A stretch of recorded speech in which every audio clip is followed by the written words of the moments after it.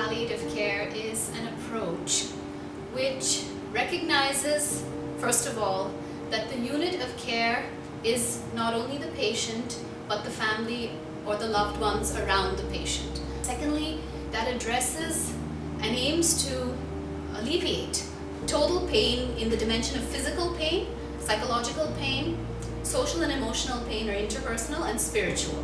Finally, it tries to take a holistic view of the life-limiting condition that the person and their loved ones are facing. It's an approach that involves a lot of honest communication and which will possibly improve the quality of life as well as the duration of life.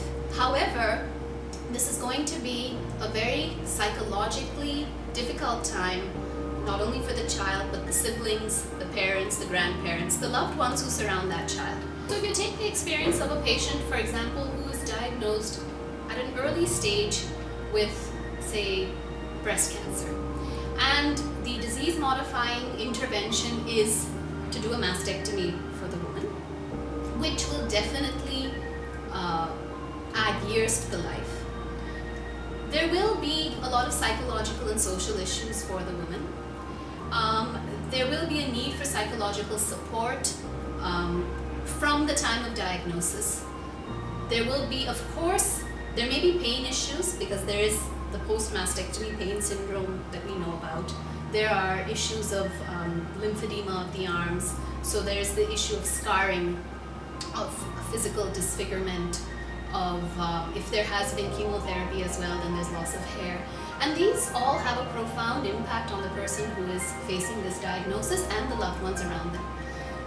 This disease-modifying intervention does definitely prolong the life, but they still do need palliative care alongside their disease-modifying interventions. That's an example where you have palliative care alongside a prolonging of the lifespan. The palliative care is a continuum or a spectrum, which ideally does start from the time of diagnosis, supports the person and their loved ones throughout that journey, because that kind of psychological hand-holding, that the process of giving information to the family, empowering them to be able to deal with this diagnosis, needs to start from the time of diagnosis, and it is not limited to end-of-life care.